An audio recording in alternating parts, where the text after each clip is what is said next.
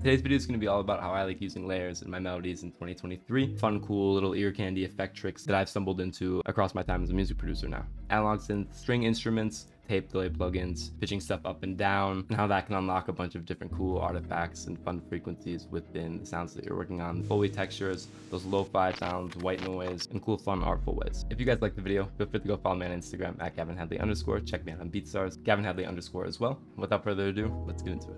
The Yamaha CS80 was an analog synth that was originally released in 1977, popular for its 8-voice polyphonic system, meaning you were able to play it 8 notes at one time on the keyboard. Nowadays with DAWs and stuff, we don't really have to worry about that. We have the luxury of being able to go into our keyboard and place 100 and too many, but for the times, that was a great breakthrough in synth technology. It was used in 80s pop hits by artists such as Michael Jackson, Toto, and Paul McCartney, and nowadays Arturia provides a great replication of the synth, allowing it to not only stay accessible in today's market, but a great real deal tool for creating rich sounds.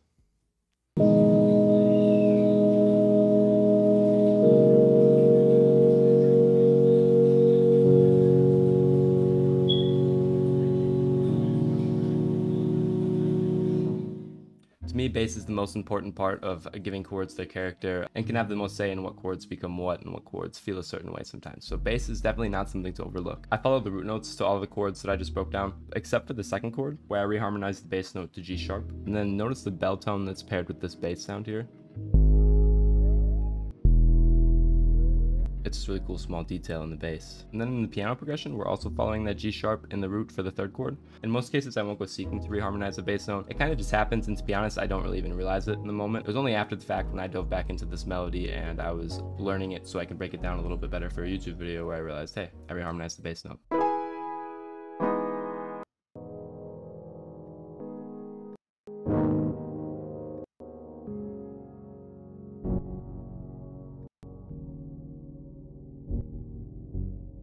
In the piano, I also have a few chords that are played down an octave after I play them up an octave one time, just to give a little bit more groove and to separate the rhythm of the piano just a little bit from the rhythm of the synth.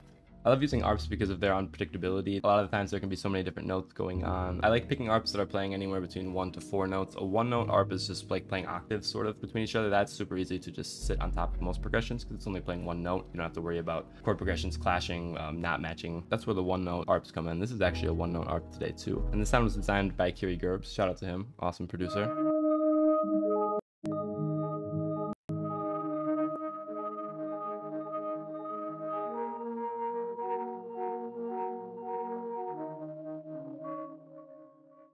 Sort of tend to have these simple like drawing out layers that are just playing a really simple counter melody. And this technique started as the 1-note ambience method. This is a strat that I ran in a bunch of my melodies that you guys would have seen me cook up in like 2020, 2021, that sort of era. I'm usually back then opting for like a light verbed out bell tone or piano. Now I use arps, different string sounds and stuff, all serving that same purpose, just to be light and in the background, not in your face, just serving as a little extra detail.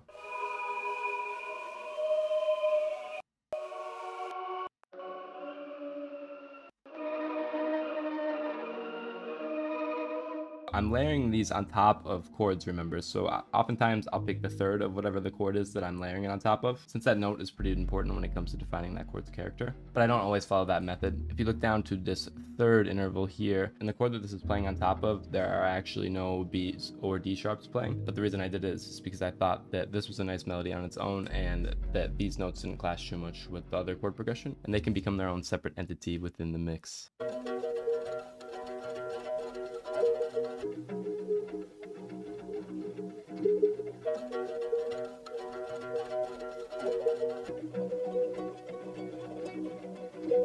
I love to use string instruments a lot in my production just because they're super malleable. Pitch shifting brings so much life to the string sounds. You guys all know that feeling when you pitch a guitar down 3, down 4. Same concept as pitching up or down a sound to get it to sit a little bit better too. But a lot of time with string instruments, it'll bring out cool artifacts within them as well. So it's definitely a very viable technique. A lot of the time when I'm playing guitar, I will pluck up super high on the first, second, and third string and like pitching those. The sound that creates on its own, it's like having a different guitar.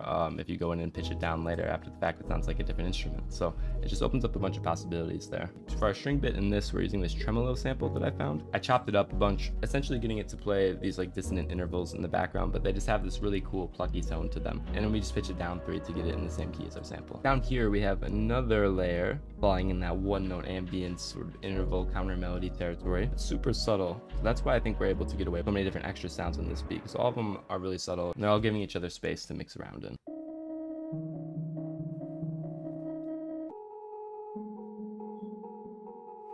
It was just pitched down 2 to get in the same key as the rest of the beats. This is actually a sound that's going to be in my up-and-coming multi-kit that I'm working on. The kit's going to contain a bunch of pre-detailed one-note intervals like this one, different textures, perk loops, vocals, and plenty of other things that you'll just be able to drag and drop into your productions by simply matching the key and tempo. I'm super excited for that to be here. Just to show how I got this one to work, originally I dragged the sound in and it was a little short, so I time stretched it over here. This is not pitched around, it's going to sound wonky.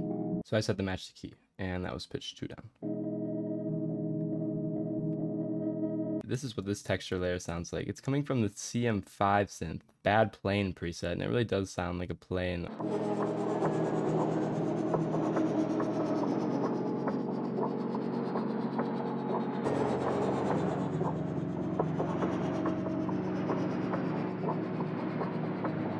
I just pitched it down with the pitch shifter again, and we're just going to blend it back even a little bit more into the background here. And then I was able to repurpose your classic chime sound in a cool way here. We have this normal chime, sounds like this.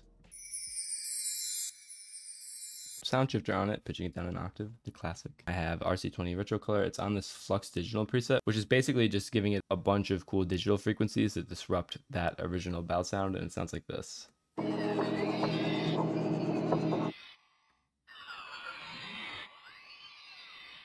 And that plays right away at the beginning of each 4 bars. That's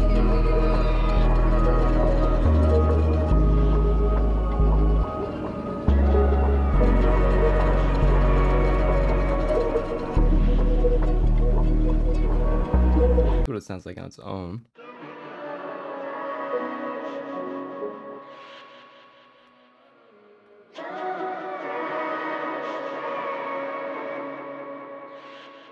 Without effects, we have a bunch of stuff on it.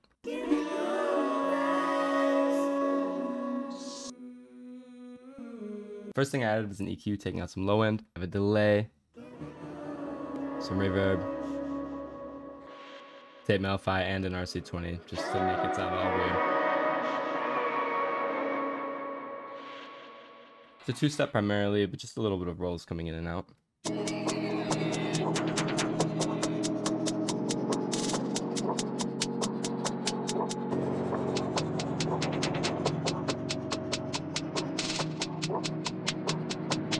This crash.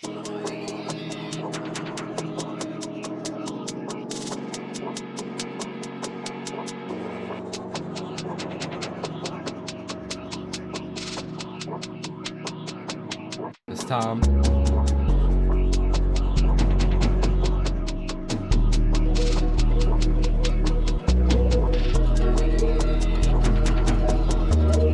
We have another tom up here. This one's just a little bit higher pitched.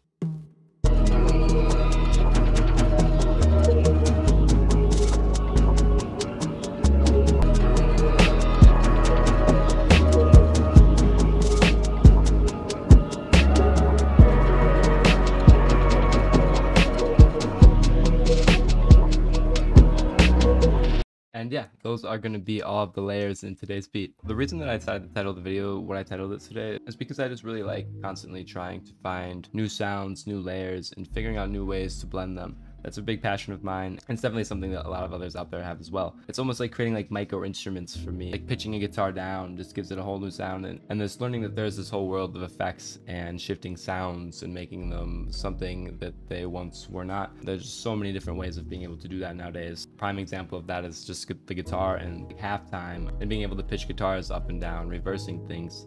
Just gives them new sounds. It can save sounds. It can just bring out little details that you wouldn't have otherwise noticed in the sound that you're working on. Basically, just don't be afraid to experiment, try new things, and combining sounds in cool and fun, unique ways. Thank you guys for watching. I hope you guys enjoyed the video, as always. If you did, feel free to drop a like on it. I appreciate that a lot. Subscribe to the channel. Hope you guys have an awesome rest of your day, and I'll see you in the next video.